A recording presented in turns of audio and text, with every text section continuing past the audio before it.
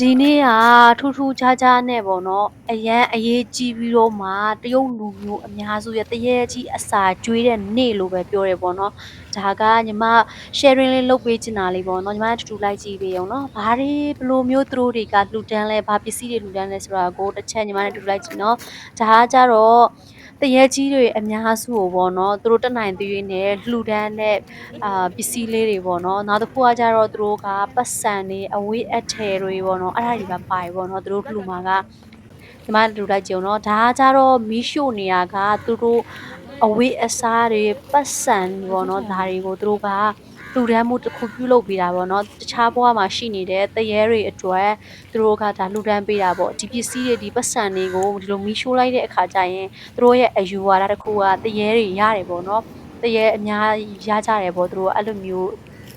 အယူဝါဒတစ်ခုပေါ့နော်ညီမလည်းတော်တော်အံ့ဩရယ်ပေါ့နော်ဒါတစ်နှစ်မှတစ်ခါပဲလုပ်ရတဲ့နေတူးနေမြတ်တရေကြီးတွေရဲ့ပွဲလို့ပြောရဲပေါ့နော်ညီမကအားလုံးကိုဗဟုသုတအနေနဲ့ sharing လေးလုပ်ပေးတာဖြစ်တဲ့အတွက်အမှားပါခဲ့ရင်လည်းခွင့်လွှတ်ပေးအောင်နော်ဒီလိုတရေကြီးတွေပွဲနေ့မှာဆိုလို့ရှိရင်တရေအများစုကပေါ့နော်ညမိုးချုပ်ပြီဆိုလို့ရှိရင်ထွက်လာကြတယ်လို့ပြောရဲပေါ့နော်ချိုးကကြတော့ခေါ်တယ်ဆိုလို့ရှိရင်လှည့်မကြီးနဲ့ပေါ့အဲ့လိုမျိုးတွေပြောကြရဲပေါ့နော်ဟုတ်ကဲ့ပါအားလုံးလည်းဘူးတူရရလိမ့်မယ်လို့မျှော်လင့်ပါတယ်အားလုံးမတတ်တာ